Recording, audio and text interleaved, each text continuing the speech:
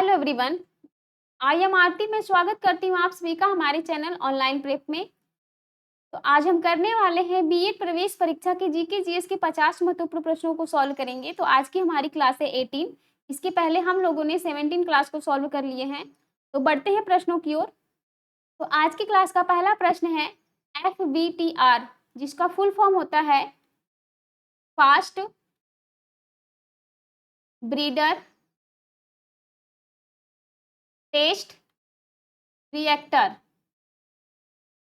तो FBTR यानी fast breeder test reactor, यह निम्नलिखित में से किस क्षेत्र से संबंधित है? जैसा कि आप स्क्रीन पर देख सकते हैं, चिकित्सा विज्ञान, उद्यान शास्त्र, परमाणु ऊर्जा या फिर अंतरिक्ष अनुसंधान।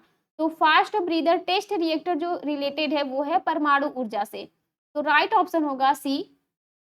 अगला प्रश्न है, इससे पहले हम आपको बता दें, यदि आपने हमारे पेड कोर्सेज को ज्वाइन नहीं किया तो आप हमारे ऐप ऑनलाइन प्रेप को डाउनलोड करके हमारे पेड कोर्सेज को ज्वाइन कर सकते हैं।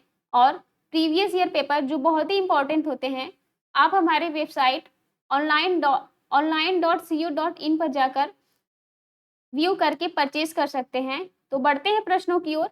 तो अगला प्रश्न है, निम्नलिखित में से कौन से स्थान पर कुंभ मेला नहीं लगता है? जैसा कि ऑप्शंस में है उज्जैन, प्रयागराज, हरिद्वार या फिर वाराणसी। तो जो कुंभ मेला नहीं लगता है वो स्थान है वाराणसी। तो इस प्रश्न का राइट ऑप्शन होगा डी।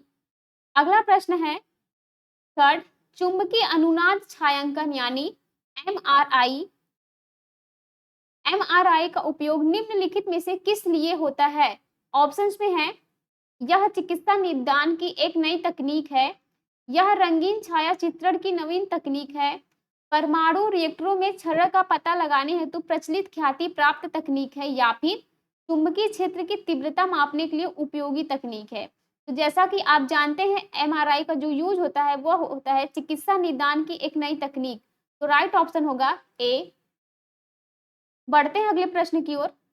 अगला प्रश्न है, कॉर्बेट नेशनल पार्क निम्नलिखित में से किस राज्य में स्थित है? ऑप्शंस में है मध्य प्रदेश, उत्तराखंड, महाराष्ट्र या फिर पश्चिम बंगाल। तो कॉर्बेट नेशनल पार्क जो स्थित है वो है उत्तराखंड राज्य में। तो राइट ऑप्शन होगा बी। बढ़ते हैं अगले प्रश्न की ओर। इससे पहले हम आपको ये भी बता दें, यदि आपने हमारे टेलीग्राम चैनल को ज्वाइन नहीं किया है तो आप हमारे वीडियो के डिस्क्रिप्शन में जाकर टेलीग्राम चैनल ज्वाइन कर सकते हैं, जिसमें आपको लेटेस्ट अपडेट, क्लासेस नोटिफिकेशन और फ्री पीडीएफ प्राप्त होंगे। तो बढ़ते हैं प्रश्न की ओर। अगला प्रश्न है, ध्वनि की तीव्रता मापने वाला यंत्र क्या कहलाता है? जैसा कि आप स्क्रीन पर देख सकते हैं, ये है ध्वनि की तीव्रता मापने वाला यंत्र। तो इसको क्या कहते हैं? ऑप्शंस में है सोनोमीटर, एनीमोमीटर, अमीटर या फिर आडियोमीटर। तो ध्वनि की तीव्रता मापने वाला यंत्र जो होता है उसको कहते हैं आडियोमीटर। तो राइट ऑप्शन होगा डी। अगला प्रश्न है 6, भारत में वित्त आयोग के गठन का प्रावधान संविधान के किस अनुच्छेद में है? ऑप्शंस में है अनुच्छेद 256, अनुच्छेद 293, अनुच्छेद 280 या फिर अनुच्छेद 356। तो जो वित्त आयोग के गठन का प्रावधान संविधान है वो है अनुच्छेद 280 में। तो राइट ऑप्शन होगा सी। अगला प्रश्न देखते हैं। अगले प्रश्न में है, निम्नलिखित में से इथियोपिया में प्रचलित मुद्रा कौन सी है? ऑप्शंस में है दिनार, एन, युआन या फिर बिर। तो इथियोपिया में जो प्रचलित मुद्रा है वो है बिर। जैसा कि आप स्क्रीन पर देख सकते हैं, ये है बिर। तो अगले प्रश्न को देखते हैं। अगला प्रश्न है, निम्नलिखित में से कौन सा देश भारत का लघु रूप कहलाता है? तो ऑप्शंस में है ए मॉरिशस, बी बाली, सी थाईलैंड या फिर डी वियतनाम। तो भारत का लघु रूप कहलाता है वो है मॉरिशस। तो राइट ऑप्शन होगा ए। बढ़ते हैं अगले प्रश्न की ओर। अगला प्रश्न है 9, सर सलीम अली का संबंध निम्नलिखित में से किससे था? तो ऑप्शंस में है शरीर क्रिया विज्ञान, शब्द विज्ञान, पक्षी विज्ञान या फिर कीट शास्त्र। तो सलीम अली का जो संबंध था वो था पक्षी विज्ञान से। तो राइट ऑप्शन होगा सी। अगला प्रश्न देखते हैं। आज की क्लास का अगला प्रश्न है 10, ब्रोंकाइटिस किससे संबंधित एक रोग है? ऑप्शंस में है रक्त, पित्ताशय, यकृत या फिर श्वसन मार्ग। तो ब्रोंकाइटिस जो रोग होता है वो होता है श्वसन मार्ग में। तो इस प्रश्न का राइट ऑप्शन होगा डी। तो ब्रोंकाइटिस जो रिलेटेड है श्वसन मार्ग से। तो बढ़ते हैं अगले प्रश्न की ओर। अगला प्रश्न है, निम्नलिखित में से किस स्थान का उच्च न्यायालय 2 से अधिक राज्यों के लिए समान है? तो ऑप्शंस में है जबलपुर, गुवाहाटी, इलाहाबाद या फिर कलकत्ता। तो उच्च न्यायालय जो 2 से अधिक राज्यों के लिए समान है वो है गुवाहाटी। तो right option will be b. अगले प्रश्न को देखते हैं। अगला प्रश्न है, the glimpses of world history पुस्तक के लेखक यानी राइटर निम्नलिखित में से कौन है? ऑप्शंस में है मुल्क राज आनंद, महात्मा गांधी, एस राधाकृष्णन या फिर जवाहरलाल नेहरू। तो जैसा कि आप देख सकते हैं स्क्रीन पर, इस पुस्तक में जो बने जिसका इमेज बना है वो है जवाहरलाल नेहरू। तो इस प्रश्न का राइट ऑप्शन होगा डी। अगला प्रश्न देखते हैं। अगला प्रश्न है, राष्ट्रीय कृषि एवं ग्रामीण विकास बैंक यानी नाबार्ड की स्थापना किस पंचवर्षीय योजना में अवधि में की गई थी? तो ऑप्शंस में है चौथी, पांचवी, छठवीं या फिर सातवीं। तो नाबार्ड की स्थापना जो की गई थी वो की गई थी छठवीं पंचवर्षीय योजना की अवधि। तो राइट ऑप्शन होगा सी। बढ़ते हैं अगले प्रश्न की ओर। अगला प्रश्न है, भारत में रेलवे बजट को आम बजट में किस वित्त वर्ष में मिला दिया गया है? जैसा कि आप स्क्रीन पर देख सकते हैं, 2017 से 18, 2014 से 15, 2012 से 13 या फिर 2015 से 16। तो रेलवे बजट को आम बजट में जो मिला दिया जाता है वो है 2017 से 18 वर्ष में। तो राइट ऑप्शन होगा ए। अगला प्रश्न है, भारत के सर्वोच्च न्यायालय में मुख्य न्यायाधीशों को छोड़कर अधिकतम कितने न्यायाधीश नियुक्त किए जा सकते हैं? जैसा कि आप स्क्रीन पर देख सकते हैं, ऑप्शंस में है 35, 30, 22 या फिर 26। तो मुख्य न्यायाधीशों को छोड़कर जो अधिकतम न्यायाधीश नियुक्त किए जा सकते हैं उनकी संख्या है 30। तो right option will be b. अगला प्रश्न देखते हैं। अगले प्रश्न में है, विश्व का सबसे हल्का तत्व कौन सा है? ऑप्शंस में है ऑक्सीजन, हाइड्रोजन, हीलियम या फिर क्लोरीन। तो विश्व का सबसे हल्का तत्व जो है वो है हाइड्रोजन। तो right option will be b, जिसका H2। तो अगला प्रश्न है 17, राफेल नाडाल निम्नलिखित में से किस खेल से रिलेटेड यानी संबंधित है? ऑप्शंस में है शतरंज, क्रिकेट, टेनिस या फिर हॉकी। तो राफेल नाडाल जो रिलेटेड है वो है टेनिस गेम से। तो राइट ऑप्शन होगा सी। अगला प्रश्न है 18, ऋग्वेद में वर्णित 10 राज युद्ध किस नदी के किनारे लड़ा गया था? ऑप्शंस में है गंगा नदी, गोमती नदी, सतलज नदी या फिर रावी नदी। तो वर्णित 10 राज युद्ध जो लड़ा गया था वो लड़ा गया था रावी नदी के किनारे। तो इस प्रश्न का राइट ऑप्शन होगा डी। बढ़ते हैं अगले प्रश्न की ओर। अगला प्रश्न है, किस शासक को कश्मीर का अकबर कहा जाता है? जैसा कि आप स्क्रीन पर देख सकते हैं, जैनुल आबदीन, यूसुफ शाह, सिकंदर शाह या फिर कृष्णदेव राय। तो कश्मीर का अकबर कहा जाता है वो है जैनुल आबदीन। तो राइट ऑप्शन विल बी ए। इस टाइप के प्रश्न प्रीवियस ईयर एग्जाम में पूछे गए हैं। यदि आप लोग ऐसे प्रश्नों को सॉल्व करते हैं तो आप अपने एग्जाम में अच्छे नंबर गेन कर पाएंगे। तो बढ़ते हैं अगले प्रश्न की ओर। अगला प्रश्न है, मानव अस्थि का मुख्य तत्व क्या है? ऑप्शंस में है पोटेशियम, फास्फोरस, कैल्शियम या फिर आयरन। तो मानव अस्थि का जो मुख्य तत्व है वो है कैल्शियम। तो राइट ऑप्शन होगा सी। बढ़ते हैं अगले प्रश्न की ओर। अगला प्रश्न है 21, जिसमें है 305 ईसा पूर्व में चंद्रगुप्त मौर्य एवं सेल्यूकस के मध्य युद्ध हुआ। युद्ध में हुई संधि के बाद सेल्यूकस ने कुछ प्रांतों का अधिकार चंद्रगुप्त मौर्य को सौंपा। तो निम्नलिखित में से कौन सा असत्य है? आप स्क्रीन पर देख सकते हैं, काबुल, कंधार, बामियान, हेरात। तो इस प्रश्न का राइट ऑप्शन होगा सी, बामियान। तो बढ़ते हैं अगले प्रश्न की ओर। अगला प्रश्न है, रंगा स्वामी कप निम्नलिखित में से किस गेम यानी खेल से संबंधित है? ऑप्शंस में है ए हॉकी से, बी क्रिकेट से, सी टेनिस से या फिर डी फुटबॉल से। तो रंगा स्वामी जो कप रिलेटेड है वो है हॉकी गेम से। तो इस प्रश्न का राइट ऑप्शन होगा ए। प्रीवियस ईयर एग्जाम में गेम से रिलेटेड भी क्वेश्चन पूछे गए हैं। तो बढ़ते हैं अगले प्रश्न की ओर। अगला प्रश्न है 23, चोल वंश का संस्थापक कौन था? जैसा कि आप ऑप्शंस में दे सकते हैं, राजेंद्र प्रथम, विजयालय, राजराज प्रथम या फिर कुलोतुंग। तो चोल वंश का जो संस्थापक थे वो थे विजयालय। तो right option will be b. बढ़ते हैं अगले प्रश्न की ओर। अगला प्रश्न है, सूची घटनाएं का सुमेलन सूची व्यक्ति के साथ, सूची फर्स्ट में घटनाएं का सुमेलन सूची सेकंड व्यक्ति के साथ कीजिए।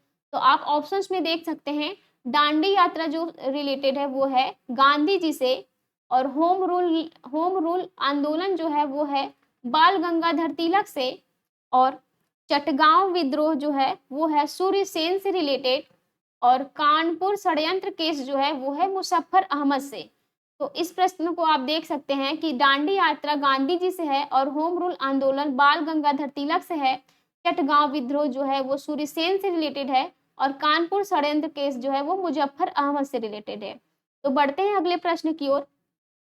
अगला प्रश्न है, मनुष्य सामान्यतः कितनी बार प्रति मिनट की दर से सांस लेता है? तो ऑप्शंस में है 30 बार पर मिनट, 15 बार पर मिनट, 25 बार पर मिनट या फिर 40 बार पर मिनट। तो जो मनुष्य सामान्यतः जो सांस लेने की दर होती है मनुष्य की वो है 15 बार पर मिनट। तो इस प्रश्न का राइट ऑप्शन होगा बी। बढ़ते हैं अगले प्रश्न की ओर। अगला प्रश्न है 26, अर्जुन जिसे भारतीय सेना में सम्मिलित किया गया है वो क्या है? ऑप्शंस में है भारत में विकसित हेलीकॉप्टर, भारत में विकसित युद्धक विमान, प्रमुख युद्धक टैंक या फिर सतह से सतह प्रक्षेपास्त्र। तो अर्जुन जिसे भारतीय सेना में सम्मिलित किया गया वो है प्रमुख युद्धक टैंक, जैसा कि आप स्क्रीन पर देख सकते हैं। तो इस प्रश्न का राइट ऑप्शन होगा सी। बढ़ते हैं अगले प्रश्न की ओर। अगला प्रश्न है, क्रिकेट में आमने सामने गाड़े जाने वाले विकेटों की दूरी कितनी होती है? तो ऑप्शंस में है 20 गज, 25 गज, 22 गज या फिर 26 गज। तो क्रिकेट में आमने सामने गाड़े जाने वाले विकेटों की जो दूरी होती है वो होती है 22 गज। तो इस प्रश्न का राइट ऑप्शन होगा सी। अगला प्रश्न देखते हैं। अगले प्रश्न में है, निवेश यानी इन्वेस्टमेंट की दृष्टि से भारतीय अर्थव्यवस्था का निम्नलिखित में से सबसे बड़ा उद्योग कौन सा है? ऑप्शंस में है पटसन, रसायन, सीमेंट या फिर इस्पात। तो सबसे बड़ा उद्योग जो है वो है इस्पात का। तो राइट ऑप्शन होगा डी। अगला प्रश्न है, निम्नलिखित में से कौन विश्व का कॉफी पोर्ट के नाम से जाना जाता है? ऑप्शंस में है साओ पालो, रियो डी जेनेरो, सेंटोस या फिर ब्यूनस आयर्स। तो कॉफी पोर्ट के नाम से जाना जाता है सेंटोस जो ब्राजील में है। इस प्रश्न का राइट ऑप्शन होगा सी। बढ़ते हैं अगले प्रश्न की ओर। अगला प्रश्न है 30, कंप्यूटर के संदर्भ में प्रयुक्त शब्द ऑपरेटिंग सिस्टम से आशय है। तो ऑप्शंस में है प्रोग्रामों का एक समुच्चय सेट जो कंप्यूटर की कार्य प्रणाली को नियंत्रित करता है, उच्च स्तरीय भाषा का मशीनी भाषा में रूपांतरण, फ्लॉपी डिस्क चालन क्रियाओं का एक ढंग या फिर उपयुक्त सभी। तो जैसा कि आप स्क्रीन पर देख सकते हैं, कंप्यूटर के संदर्भ में प्रयुक्त शब्द ऑपरेटिंग सिस्टम से जो आशय है वो है प्रोग्रामों का एक समुच्चय सेट जो कंप्यूटर की कार्य प्रणाली को नियंत्रित करता है। तो इस प्रश्न का राइट ऑप्शन होगा ए। तो बढ़ते हैं अगले प्रश्न की ओर।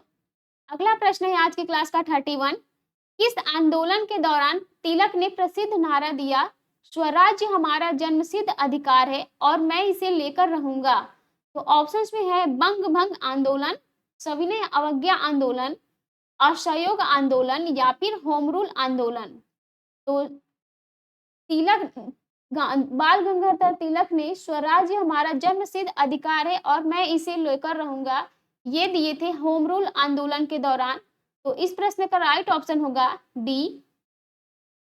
अगला प्रश्न देखते हैं, हंटर कमेटी की नियुक्ति किसकी जांच के लिए हुई? तो ऑप्शंस में है सविनय अवज्ञा आंदोलन के दौरान पुलिस की ज्यादतियों की जांच के लिए, रोलेट एक्ट लागू होने पर जनता में हुई प्रतिक्रिया की रिपोर्ट देने के लिए, जलियांवाला बाग हत्याकांड की जांच के लिए, या फिर पंजाब में मार्शल लॉ के दौरान की गई पुलिस ज्यादतियों की जांच के लिए। तो हंटर कमेटी नियुक्ति की गई थी वो जलियांवाला बाग हत्याकांड की जांच के लिए की गई थी। तो इस प्रश्न का राइट ऑप्शन होगा सी। अगला प्रश्न है, निम्नलिखित में से कौन सा राज्य भारत में रबर का प्रमुख उत्पादक है? तो ऑप्शंस में है महाराष्ट्र, असम, ओडिशा या फिर केरल। तो भारत में रबर का उत्पादक में जो प्रमुख राज्य है वो है केरल। तो right option will B D. बढ़ते हैं अगले प्रश्न की ओर। अगला प्रश्न है, डॉक्टर बीसी राय राष्ट्रीय पुरस्कार किस क्षेत्र में पारगम्यता हेतु प्रदान किया जाता है? तो आप ऑप्शंस में देख सकते हैं खेलकूद, रसायन शास्त्र, भौतिकी शास्त्र या फिर चिकित्सा विज्ञान। तो डॉक्टर बीसी राय राष्ट्रीय पुरस्कार जो प्रदान किया जाता है वो किया जाता है चिकित्सा विज्ञान के क्षेत्र में। तो इस प्रश्न का राइट ऑप्शन होगा डी। जैसा कि आप लोग देखते हैं चिकित्सा विज्ञान दिवस जो है वो 1 जुलाई को मनाया जाता है हर वर्ष। तो ये इसको भी आप ध्यान में रखते हुए देख सकते हैं कि 1 जुलाई को जो मनाया जाता है वो चिकित्सा यानी डॉक्टर डे मनाया जाता है। तो बढ़ते हैं अगले प्रश्न की ओर। अगला प्रश्न है 35, समतल सड़क पर दौड़ते अश्व में निहित ऊर्जा होती है। ऑप्शंस में है कार्य ऊर्जा, ऊष्मा ऊर्जा, स्थितिज ऊर्जा या फिर गतिज ऊर्जा। तो दौड़ते अश्व में जो निहित ऊर्जा होती है वो होती है गतिज ऊर्जा। तो इस प्रश्न का राइट ऑप्शन होगा डी। अगला प्रश्न देखते हैं। अगले प्रश्न में है, विश्व प्रसिद्ध हीरा कोहिनूर वर्तमान में किसके नियंत्रण में है? तो ऑप्शंस में है ग्रेट ब्रिटेन, भारत, पाकिस्तान या फिर ईरान। तो कोहिनूर हीरा जो वर्तमान में है वो ग्रेट ब्रिटेन के नियंत्रण में है। तो राइट ऑप्शन विल बी ए। अगला प्रश्न है 37, किस संविधान संशोधन अधिनियम ने राज्य के नीति निर्देशक तत्वों को मौलिक अधिकारों की अपेक्षा अधिक प्रभावशाली बनाया? तो ऑप्शंस में है 45वां 1980, 43वां 1977, 44वां 1978 या फिर 42वां 1976। तो मौलिक अधिकारों, इस प्रश्न का राइट ऑप्शन होगा डी 42वां 1976। तो बढ़ते हैं अगले प्रश्न की ओर। अगला प्रश्न है, टी ऑफ शब्द किस खेल से जुड़ा है? तो ऑप्शंस में है पोलो, स्नूकर, गोल्फ या फिर बिलियर्ड। तो टी ऑफ शब्द रिलेटेड या फिर जुड़ा है वो है गोल्फ से। तो राइट ऑप्शन होगा सी। अगले प्रश्न को देखते हैं। अगला प्रश्न है, द्वितीय विश्व युद्ध में कौन सा देश एक्सिस पावर्स का भाग नहीं था? तो ऑप्शंस में है इटली, फ्रांस, जर्मनी या फिर जापान। तो एक्सिस पावर का भाग नहीं था वो है फ्रांस देश। तो इस प्रश्न का राइट ऑप्शन होगा बी। बढ़ते हैं अगले प्रश्न की ओर। अगला प्रश्न है, निम्नलिखित में से कौन सा एक सुमेलित नहीं है? तो ऑप्शंस में है मैकमोहन लाइन भारत एवं चीन के मध्य, डूरंड लाइन भारत एवं पाकिस्तान के मध्य, आर्डर्निस लाइन जर्मनी एवं पोलैंड के मध्य, या फिर मैगिनाट लाइन जर्मनी एवं फ्रांस के मध्य। तो इसमें पूछा दिया गया है क्वेश्चन में, निम्नलिखित में से कौन सा एक सुमेलित नहीं है? तो जैसा कि आप देख सकते हैं भारत एवं चीन के मध्य जो लाइन होती है उसे बोलते हैं मैकमोहन रेखा। तो और दूसरा है भारत एवं पाकिस्तान के जो 20 लाइन होती है उसे बोलते हैं रेडक्लिफ लेक, रेडक्लिफ।